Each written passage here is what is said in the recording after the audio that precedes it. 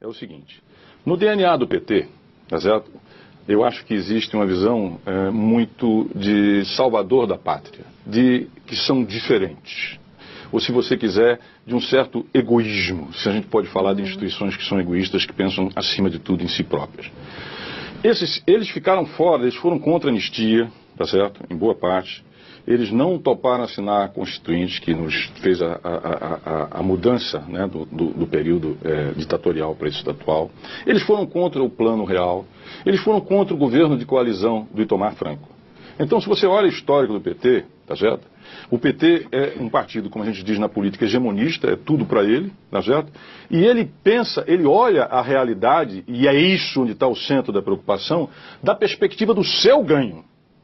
Um agente político tem que ter a capacidade de entender que ele ganha quando todos, ou quando avança um país ou uma nação. Então eu diria, quer dizer, por que é que, numa tentativa de interpretação, tá certo? Vamos tentar. O PT não responde a essa crise, e o seu governo não responde a essa crise. Por quê? Porque isso implicaria numa mudança, tá certo, de rumo ou de perspectiva do governo, tá certo? Que teria que, de fato, tá certo, estender ou pedir desculpas, ou procurar buscar aliados, sair efetivamente do seu isolamento, ceder espaço, ceder poder, tá certo? Em nome de você manter ou de sair dessa situação. Mas o histórico do PT não aponta nesse sentido, tá certo? A crise do Petrolão diz para nós o seguinte, que o PT não tem superego, ou seja, não tem um software de controle, tá certo? Porque ali excedeu tudo. Tudo que nós poderíamos imaginar. Uma corrupção generalizada. Ali é perplexidade, tá certo? Ali é perplexidade. É você dizer o seguinte, eu estou me lixando para a institucionalidade. Eu estou me lixando. A tua moral é uma, a minha é outra. O Trotsky tinha um livro lá atrás, nos tempos do comunismo, do bolchevismo, que se chamava A Moral Deles e a Nossa. É um livrinho pequenininho, em que ele diz o seguinte, que o revolucionário tem a sua própria moral. E não tem essa moral burguesa, essa coisa aí não funciona. O PT é meio assim. Não é bastante assim. Tem a moral dele, que se autodenomina um intérprete dos excluídos, dos pobres e etc, etc. Dele, a verdade dele. Ele é, como era o Stalin no passado, né, o pai do povo, o pai do proletariado, o guia celestial. Então, essa missão auto-imposta do PT, que lembra um pouco no plano global, por exemplo, dos Estados Unidos, que tem um destino, um manifesto, etc, etc, né, transpondo as coisas, implica que o PT ele tente superar e avançar e levar adiante por ele próprio, sem considerar os outros, mas pensando sobretudo no cálculo dele. E isso nos leva para o abismo. Quando o senhor diz o cálculo dele é assim, me dê o meu aqui, sim, me dê o meu na corrupção, esse tanto é meu, não, e faça o que quiser com o resto, que eu não estou nem aí. Isso é a Petrobras, isso é a Petrobras. O PT se tornou sócio das empresas que estavam dentro da Petrobras. E falava para eles o seguinte, olha, faz o que você... Passadina não vai passar nunca, tá certo? Porque o histórico, a narrativa de Passadina, tá certo? É uma tragédia, tá certo? Que deixa você, quando vê, na perplexidade. E você pergunta, vem cá, perdoe os termos, mas até para roubar há que ter uma racionalidade e um limite, tá certo? Há que ter, não há limite, é um deslimite, por isso eu digo, não tem superego, não tem controle, não tem limite, não tem nada. É uma psicopatia da corrupção. Se você puder assim dizer. Então, o que acontecia?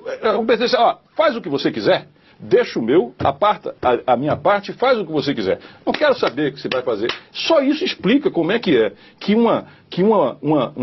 uma refinaria, né, como aquela de Passadina, sai de 100 e poucos milhões e chega a 1 bilhão e tanto. É não ter nenhum senso moral. Eu realmente é difícil categorizar e definir o que é uma coisa dessa, tá certo? Mas isso tem a ver com esse DNA que o PT ostenta. Quer dizer, de um lado, essa coisa de que, olha, eu sou o real e o único, né, representante dos interesses do povo brasileiro, tá certo?